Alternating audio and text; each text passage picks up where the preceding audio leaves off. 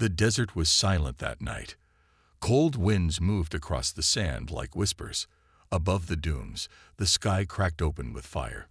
A strange object came down fast from space, burning, spinning, and shaking the ground as it fell. It crashed just beyond the edge of Base 9, a hidden research center far from any city. The cameras on the base recorded the fall. A bright flash lit the sky, then dust rose high like a wave. For a moment, the ground shook under the feet of soldiers inside, but no alarm went off. Inside the control room, Commander Voss watched the replay on a screen. He raised an eyebrow. "Another piece of junk," he said. "Just space debris." The others laughed. One soldier zoomed in on the screen. There, in the wreckage, something was moving. Slowly, a creature crawled out of the broken ship. Its skin was dark and shiny, glowing a little under the moonlight. Its body looked weak, hurt. It had long arms, and its chest pulsed like it was breathing hard. "It's still alive," someone said. Voss didn't care. Probably a biodrone. "Ignore it. Central Command says no retrieval for non-aggressive contacts." That was it. They turned off the feed. No one wanted to waste time or fuel on what looked like a dying alien thing.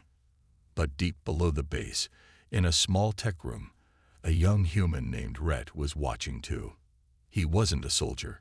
He worked with machines, fixing drones, updating AI code, doing the jobs no one noticed. But Rhett noticed everything. And something about the way the alien moved. It didn't feel robotic. It felt real. Alive. Afraid. He replayed the footage again and again. The alien's hand touched the ground like it was trying to hold on. Its eyes, dark and full of light at the same time, looked up at the sky, not in anger, but like it was searching. Rhett leaned closer to the screen. "What are you looking for?" he whispered. That night, Rhett couldn't sleep. The image of the alien haunted his mind. Not just the look of it, but the silence. No one cared. Not one person even thought about helping it. His thoughts raced. If that creature was intelligent, if it was hurt, and it came here, then why was it alone? Rhett made a decision. He packed his tools, hid some medical manual, and took an old rover that hadn't been checked in weeks. At 2:14 a.m., he left through the back tunnel of the base, using his own code to unlock the door. The desert was darker than he expected. The stars above looked close, like they were watching. The crash site was easy to find. The ground still smoked, and strange metal pieces lay like broken bones across the sand. He stopped the rover. His hands shook. What if it was a trap? What if the alien wasn't really hurt? But then he saw it. Not far from the wreck, under a piece of metal that looked like a wing, the alien lay still. Its body twitched slightly, glowing faintly. Its skin looked burned in some places. One leg was twisted. Its breathing was slow, too slow. Rhett stepped forward, holding up a scanner. The device beeped fast. Yes, there was a heartbeat. He knelt down beside it. "Hey," he said softly. "Can you understand me?" The alien turned its head, slowly, painfully. Its eyes met his. For a moment, neither moved. Then the alien opened its mouth. No sound came out, just a weak breath. It raised one hand. Its fingers were long and thin. It touched the dirt beside it and drew a small shape, a symbol. Rhett blinked. He had seen that shape before, in an old history file marked Earth myth symbols. It was carved in a cave wall in a country long forgotten. The file had been marked fake by the military, but it was the same shape, exactly. The alien tried to speak again. This time, a whisper came out. Rhett couldn't understand the words, but the pain in the voice was clear. He took out the nanogle and gently placed it on the alien's wounds. The gel hissed as it reacted, cooling the burning skin. "I won't let you die out here," Rhett said. "You came to Earth for a reason. I'm going to find out why." Behind him, the wind picked up. Somewhere, Sensors at Base 9 began detecting movement, but not from Rhett. From the wreckage, something else had woken up. Rhett locked the door to his workshop and checked all the cameras. No one had followed him. Not yet, but he felt the pressure growing. The alien was awake now. Weak, but sitting up. Its wounds had closed faster than any human injury Rhett had ever seen. The medical scanner said its cells were rebuilding, using energy from somewhere unknown. "Can you tell me your name?" Rhett asked. The alien looked at him and placed one hand on its chest. Then it drew a shape in the air again, a circle with 3 lines through it. Rhett blinked. That symbol had been found on rocks in Peru, and again in Egypt, and even on old satellite signals from deep space. People called it the Mark of the Visitors. Scientists laughed at it. But now Rhett had proof it was real. The alien slowly moved its fingers again. Another shape appeared. This time, it was the Earth. Above it, something darker hovered, a shape like a claw or a broken moon. Then came a sound from the alien, a deep tone, shaking the tools on Rhett's shelves. The alien was showing him something, warning him. "Are you saying something's coming?" Rhett asked. The alien nodded. Then it touched the screen and opened a new image. Stars. One by one, red marks appeared on them.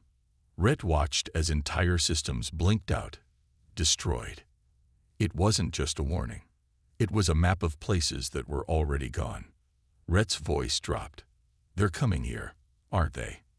The alien didn't answer. It didn't have to. Suddenly, a loud beep came from the base comm system. Unknown signal detected near crash zone. Heat spike detected. Scanners show movement underground. Rhett's heart sank. They found the tunnel. He turned to the alien. "We have to move. Now." But the alien shook its head. It placed a hand on Rhett's arm and pointed to the sky. Then it raised 2 fingers and moved them like falling stars. 2 days, Rhett asked. "You mean they'll be here in 2 days?" The alien nodded again, slower this time. Then it drew one more symbol, this one like a flame. Hope. Rhett knew what he had to do. He grabbed his backpack, loaded a few tools, and looked the alien in the eyes. "Stay here. I'll hide the tunnel. But first, I need to tell someone." The alien looked at him sadly. As if it already knew no one would listen. Still, Rhett had to try. He rushed out of the tunnel and ran straight to the old radio tower behind the storage hall. It was offline, unused for years, but Rhett had fixed it in secret. He powered it up and tuned the long-range signal. "This is Rhett, from Base 9, he said, voice shaking. "I have urgent data. Alien contact confirmed. They are not hostile, but something worse is coming. We have 2 days. Repeat, 2 days. Please respond." He waited. Nothing. Just static. Then, a voice answered. Not human. A deep, cold voice came through the speaker. It was speaking in broken Earth language. "You made contact with the exile. Return it to us, or Earth will be cleansed." Rhett froze. It wasn't a warning. It was a threat. He turned off the signal and backed away from the tower. "They're already listening," he whispered. Back in the workshop, the alien was standing now, using the wall for support. Its eyes glowed dimly. It looked at Rhett, as if it had heard everything. "You're the exile," Rhett said slowly. "They're hunting you." The alien didn't deny it. "They think you're dangerous." The alien raised a hand and drew one more shape in the air, one Rhett had seen only once, in a banned document from old Earth files. It was the sign for Protector. Rhett's voice cracked. "You're not the danger, are you?" The alien looked out the small window toward the stars. Then it spoke in a voice Rhett could finally understand. "No, I ran. To stop them. I ran. To warn you." Outside, the sky was still clear. But high above, something dark moved between the stars, so quiet that even Earth's sensors missed it. Something watching. something hungry. The wind blew across the camp as silence filled the air. Wisp stood bleeding, 3 of his brothers now lying still on the cold ground. The last 2 remained still, waiting, but their eyes were dim. The old alien came closer, his steps slow but confident. Mia raised her weapon. "Don't move." The alien didn't flinch. "If I wished you dead, human, you would be." Davis stepped forward beside her. "Who are you?" The alien smiled. "I am called the Keeper. I watched the old war begin. I watched it end. And I watched your kind forget it ever happened." Wisp took a step back. "You erased us." "No," the Keeper said. "You erased yourselves. Your kind was built to fight and destroy. Machines made from memories of lost worlds. Perfect minds, locked in metal bodies. You were not supposed to feel." "But I did," Wisp whispered. "Yes, and that is your flaw." Davis looked between them. "You're telling me Wisp was built like a weapon?" The Keeper nodded. "Not just a weapon. The living code, designed to enter a species, learn their strength, copy their emotions, and destroy them from within. But something changed. Wisp saw too much, felt too much." Wisp lowered his head. "I saw kindness, laughter, children. I saw Earth." "You went rogue," the Keeper said. "You became human." Mia looked at Wisp. "You've been protecting us, even from your own kind." Wisp didn't speak. Davis turned to the Keeper. "Why now? Why come back?" The Keeper's face grew cold. "Because the galaxy is growing bold again. Species forget their fear. They fight over land, trade, politics. But the silent war was not a war between empires. It was a purge." Mia asked, "A purge of what?" "Noise," he said. "Unnecessary life. My creators believed only perfect silence could bring balance." "And Wisp?" Davis asked. "A tool that went quiet. But now, he remembers. And if he remembers, so do the others." He turned to the 2 remaining creatures. "Activate." Their eyes lit up red. Wisp stepped forward. "No." He raised his hand. A small light flashed from his palm. The creatures paused. He said a word in a strange, humming voice. The red lights faded. Then they bowed. The Keeper's eyes narrowed. "Impossible." Davis stepped forward. "Maybe Wisp isn't your weapon anymore. Maybe he's ours." The Keeper looked at Wisp. "You've made your choice then." Wisp didn't blink. "Yes." The old alien raised one hand. A pulse shot into the sky. A signal. Mia's scanner beeped. "Multiple ships incoming," she said. "Big ones. Not human. Not from any known species." "Back up," Davis muttered. Wisp looked at the team. "I must leave. I must stop them." "No," Davis said. "You're not alone anymore." "But if I stay?" "You stay," Mia interrupted. "We fight together." For the first time, Wisp looked unsure. "I was made to destroy." "And now you choose to protect," Davis said. "That makes you one of us." Wisp blinked slowly, then nodded. The mining team landed on Zarnok 6 during the Red Sun's second rise. The planet was cold, dry, and full of deep cracks in the ground. Nothing green ever grew here. The surface looked dead, but the machines said there were rich minerals under the ground. So many species came to dig. Humans were late to arrive. Other species like the Corex, Lunthari, and Vertax had already claimed most of the digging zones.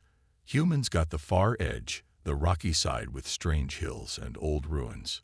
No one cared, not even the humans, until they found the cage. It was under a rock slide near an old tunnel. A young human miner named Davis saw a blue light glowing under the dust. When he moved the rocks, he saw something inside. The cage was not made by any species he knew. It looked half broken, half alive. Strange metal wires wrapped around bones. Energy pulsed through old, cracked lines. Inside it, curled in a ball, was a small creature. It was covered in dark silver fur, had 4 legs, sharp eyes, and strange armor plates along its back. It looked like a pet, but not one made for love. Davis called the others. The human team gathered around, unsure what to do. The creature didn't move at first. Then, slowly, it raised its head and stared at them. Its eyes glowed soft white. "Looks like it's been here a long time," said Mia, the team's tech. "Maybe centuries." "Leave it," said Brack, a Vertax worker nearby. He had followed them out of curiosity. "That's a dead thing. Or worse. My people know. That cage is old Death Tech. Walk away." "Death Tech?" Davis asked. Brack hissed. "From the Lost Empires. Before even the Council. Some things were made to look soft, but kill everything near them." Another alien, a tall green Krex female, came close, looked at the cage once, then turned fast. "Burn it," she said coldly. "Don't let it wake." But the humans didn't leave. They didn't burn it either. They stayed. "Maybe it's scared," Maya said softly. "It hasn't attacked." "It's watching us," Davis whispered. The creature moved closer to the cage bars. Then it did something strange. It spoke. In clear, broken English it said, "Name, mine, lost." Everyone froze. "Did it just?" Mia started. "Yes," Davis said. His heart beat faster. "Help." The creature whispered again. It didn't sound robotic. It didn't sound evil. It sounded sad. The aliens walked away quickly. They didn't want to see more. They didn't want to know. But Davis opened the cage. It didn't fight. It didn't run. The creature stepped out slowly and stood beside Davis, head lowered. "What are you?" he asked it. It looked up. "Don't know," it replied. Back at the base, no one believed them. The alien leaders laughed. "You humans are soft," said a Lunthari captain. "You see a shiny thing with big eyes, and suddenly you want to keep it as a pet." It spoke. Maya said, "They always do, until they don't." But the humans were curious. They took care of it, fed it, talked to it. It learned fast. It copied their words, their habits. It watched them sleep, trained with their drills, and stayed close. It never caused harm. They named it Wisp, because it always moved quietly, like a shadow in fog. But even as days passed, something felt off. When Wisp looked at the stars, it didn't look happy. It looked like it remembered something. Something old. Something painful. One night, when Mia was checking the power core, the lights flickered. Screens blinked. For 1 second, every monitor in the base showed a strange symbol, a glowing circle with 3 claws around it. Then everything went back to normal. Only Wisp was awake, staring at the screen. Its eyes were glowing again. And on the wall, next to its sleeping space, was a drawing. The same symbol, done in glowing dust. Mia called Davis. They both stared at the mark. It pulsed faintly. "Did it do that?" Davis asked. Wisp was silent. Then it whispered one more word. A name. Davis's full name. In perfect English. Rhett didn't wait. The alien was barely breathing, and every second mattered. He wrapped it in a heat blanket and lifted it into the rover. It was heavier than it looked.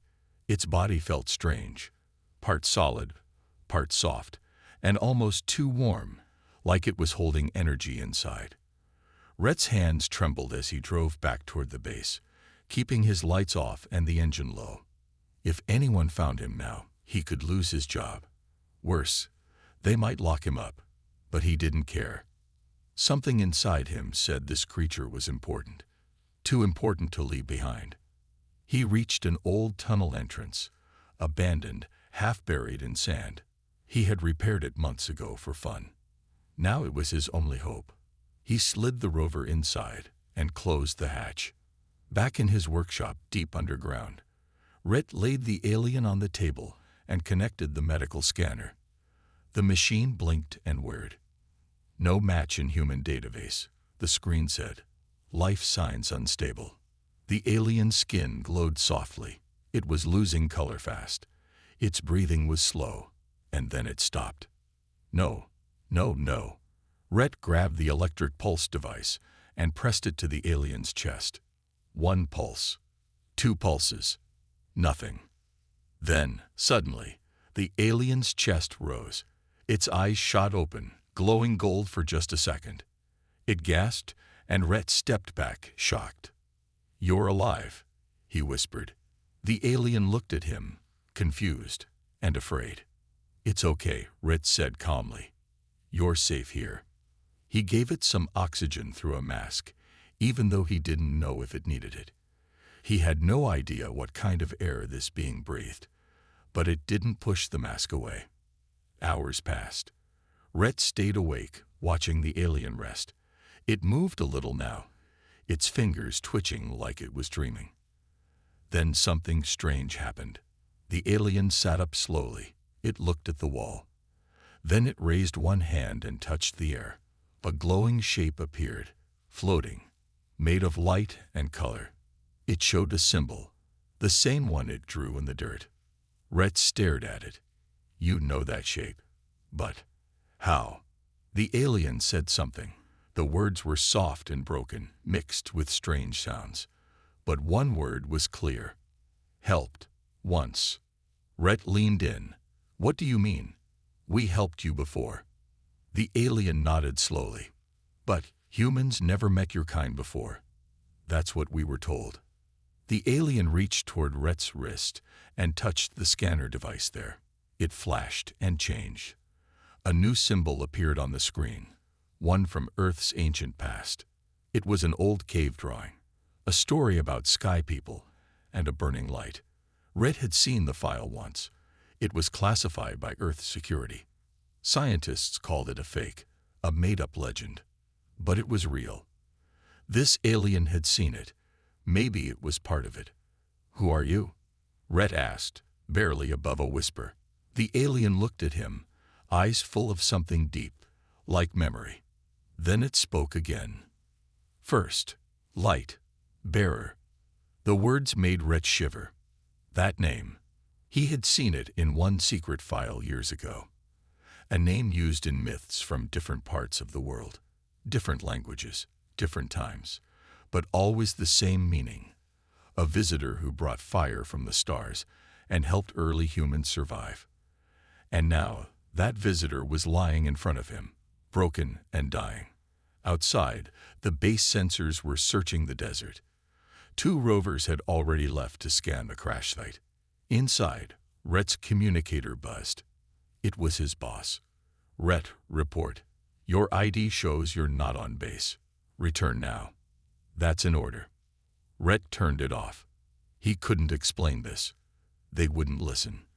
They'd kill the alien or study it until nothing was left. He sat beside the table and looked at the strange being. "You're not just an alien, are you? You've been here before. A long time ago." The alien didn't answer, but it closed its eyes like it understood. The room was quiet. But Rhett knew everything was about to change. The hook. Outside the tunnel, hidden in the darkness, another signal blinked red. Something else had followed the alien to Earth, and it was not here to ask for help. The sky above Zarnok 6 turned dark as the alien ships moved closer. Hundreds of them, like shadowed giants, blocked out the stars. Davis and Mia watched from the control center. Their faces were tense. The air in the room felt thick with tension. "Those ships are huge," Maya said, eyes glued to the scanner. "They're coming in fast." Wisp stood in the corner, his glowing eyes dimmer than usual. His armor was still cracked, but he was standing tall, strong, ready. "They'll be here soon," Wisp said quietly. "And they will not stop." "You fought them before," Davis said, looking at Wisp. "What should we expect?" Wisp hesitated. "They will overwhelm you. Their numbers are more than you can handle. They have weapons that can cut through a planet's core." Mia clenched her fists. Then we need to prepare. No, Wisp said. You need to run. If you stay, they will find you, and they will erase you. We're not going anywhere, Davis said firmly. We stay together. If you're ready to fight, so are we. Wisp looked at him for a long moment. He opened his mouth, then closed it again. You, humans, are stubborn, he said, almost to himself. Mia turned to the scanner again. The ships were almost in range. Okay, we've got a few minutes before they hit the atmosphere. What's the plan? Davis ran his hand through his hair, thinking quickly. We can't take them head on, but maybe we can trick them. We know these caves. If we lead them into the mountain range, we can use the terrain to our advantage. Narrow them down. Take out their scouts. Mia nodded, and while they're distracted, we launch everything we've got. Wisp stepped forward. I'll fight, but I will need your help. They'll target your base first. What about you? Davis asked. What will you do when the fight starts? Wisp's eyes flashed bright blue. I will disable their ships. I will shut down their systems. They won't be able to see you. But we'll still need to fight, Maya said. We'll need every weapon we can use. Your weapons are weak, Wisp said, turning his gaze to the nearby lockers where their weapons were stored. But I will help. Together, we stand a chance. Davis felt a rush of adrenaline. He could feel the weight of the moment pressing on him. Then we fight together. Outside, the first wave of alien ships broke through the atmosphere. The ground shook with the power of their descent. Zarnok 6's surface trembled as the ships landed, shaking the ground. The team gathered in their makeshift war room. Wisp stood at the front, silent, his body ready, his mind focused. Mia checked the weapons. Davis ran through the plan again in his head. There was no room for mistakes. Suddenly, the sound of an explosion shook the air. They're here, Maya said, her voice tight. The alien ships began to deploy soldiers, creatures like Wisp, but bigger, stronger, with glowing eyes and dark, smooth armor. They moved fast, too fast. The first wave approached the base. They were fast, but the team was faster. Davis gave the signal. Mia hit the first button, and the underground tunnel gates slammed shut, blocking the entrance to their hideout. We've got one shot at this, Davis said, watching the first wave of enemy soldiers approach. Wisp stepped forward, his voice cold. I will hold them back. You fight. Keep them busy. The first enemy soldier lunged at Wisp, but he wasn't the same as before. His eyes flashed with power, and in a moment, the creature's systems shut down. The soldier fell to the ground, still as a statue. The human team opened fire, using their limited weapons to take down as many of the invaders as they could. But it wasn't enough. More were coming. As the battle raged on, the enemy started to regroup. They were smart. They were adapting. We need a bigger plan, Mia shouted. We need to end this now, Davis said, determination in his eyes. Wisp, standing in the middle of the battlefield, raised his hand. The lights in the sky flickered. The ships above began to shudder. And then, the impossible happened. Wisp spoke in that strange language again. And the sky broke. The alien ships above them went dark. One by one, they fell silent. Their engines died. The battlefield fell still. They're shutting down, Mia whispered. Not yet, Davis said. We're not done. Wisp turned slowly. They were never supposed to win. Cliffhanger for Part 5. The sky has gone dark, and the enemy ships are crippled. But the battle is far from over. Wisp's true power is unleashed, and the war is about to change forever. The base was quiet the next morning, but no one felt calm. Davis didn't sleep. Mia kept checking the power lines again and again. Everyone felt the same thing. Wisp was more than just a strange pet. It knew things it shouldn't. They ran a scan on the symbol it had drawn on the wall. The system didn't find anything in human databases, But Mia sent a copy to the Central Alliance archive just in case. A reply came quickly. Do not interact. High threat SIMBO. Till sci-fi div as silent war artifact. Origin UN canon. Proceed with extreme CA ocean. That was the first time Davis saw fear in Mia's eyes. Silent war? He asked. She nodded slowly. Old records. Ancient history. Before humans joined the stars. It's only spoken of in deep files. Something terrible happened. Planets lost. Species erased. And this symbol is connected. Davis looked at Wisp, who was quietly sitting near the heater, staring into nothing. Then why is it still alive? That night, they set a camera in Wisp's room. They just wanted to watch, to understand more. At 2 a.m., Wisp stood, walked to the center of the room, and sat perfectly still. Its eyes glowed brighter. Not white this time. Blue. And then, it sang. A soft, broken song. The words were rough, but the tune was clear. A human lullaby. The kind a mother would sing to a child. It should have been impossible. No one had taught Wisp that song. Davis checked the audio again and again. How does it know this? Mia whispered. I don't know, Davis said, his voice low. But I don't think it learned it from us.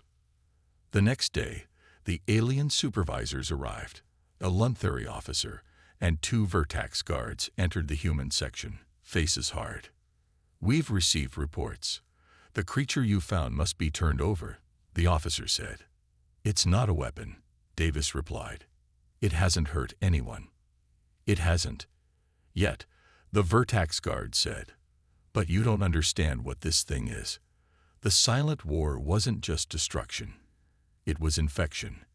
Creatures like this were used to get close, learn, grow, and destroy from within. This one is different, Maya said. The Luntheri stepped forward. We are not requesting. We are ordering. Step aside. Wisp watched from the corner. It didn't move. It didn't growl. It just stared. As the guards came closer, the lights in the room flickered. Then the wall screens turned on by themselves. Every screen showed the same thing. Earth. Not a drawing. Not a model. Live satellite footage. Real-time video of oceans, cities, forests. Impossible, Maya said. That's encrypted data from Earth Defense. Wisp stood and stepped between the guards and Davis. No, it said clearly. The aliens froze. It wasn't the word. It was the way it said it. Full power. Full warning. Not a pet's cry. A soldier's voice. Then it added 3 more words. Protect. My. Humans. The aliens backed away. For now. But the order was clear. Wisp had to be turned in, or the humans would lose their place on Zarnox 6. The team argued late into the night. Mia wanted to stay. Davis too. Others were scared. Wisp sat in the corner, silent, waiting. Then the satellite alert beeped. Mia checked the system. This isn't right. What is it? Davis asked. She looked at the screen. There are more of them. Satellite scans showed 5 heat signatures, almost the same as Wisp, moving slowly from the far ruins toward human camp zones. Davis looked at Wisp. What are they? Wisp looked back, and for the first time, its voice shook. Brothers. Cliffhanger for Part 2. Wisp's brothers are coming. But are they like him, or something far worse? Rhett stood at the edge of the destroyed military base, watching the distant smoke rise into the sky. The invaders had been driven back, their ships scattered across the ocean. But the battle was over, and now came the real challenge. The aftermath. The world had seen the power of Earth's hidden weapon. They had seen the light that had torn through the sky. And with it, the truth was revealed. People were waking up to a new reality. A world where humans were no longer helpless, no longer weak. But that truth was a double-edged sword. Rhett couldn't shake the feeling that something was coming, something darker than the invaders. He had seen how the alien weapon had affected the skies, how it had brought a power so great that it could change the course of history. But he also knew that the world wasn't ready for such power. No one was ready for what had just happened. He walked toward the research center, the device still clutched tightly in his hand. The sun was rising, casting a golden light across the ruined landscape. The war was over, but the peace felt fragile. How could anyone trust what had just happened? How could they trust him? As he entered the center, the door slid open with a soft hiss. Inside, the quiet hum of machines filled the air. But Rhett's mind was far from calm. The device had unlocked something far beyond what he had imagined, something that could change everything. He approached the central console, where a map of Earth's energy systems flashed on the screen. There was a data file marked Classified, Ancient Weapon Systems. He hesitated for only a moment before pressing the key to open it. The screen flickered and then displayed a warning. Access DENID, High Illegal. Rhett frowned. What the hell is this? He tried again, but the system rejected him once more. Something was blocking his access to the full records. A cold chill ran down his spine. He had unlocked the alien weapon, but someone, or something, was still keeping secrets from him. The door behind him slammed open. He spun around, startled. A group of military officers stood in the doorway, their eyes filled with suspicion. "Rhett," one of them said, stepping forward. "We need to talk. Now." Rhett's heart raced. He knew what they were thinking. The truth had been exposed, but the consequences were just beginning. The military had seen the power of the weapon and wanted control. And if they were in control, they would never allow anyone else to use it. "What's going on?" Rhett asked, trying to keep his voice steady. "We don't know who to trust anymore," the officer said. "What you did, it's made things complicated.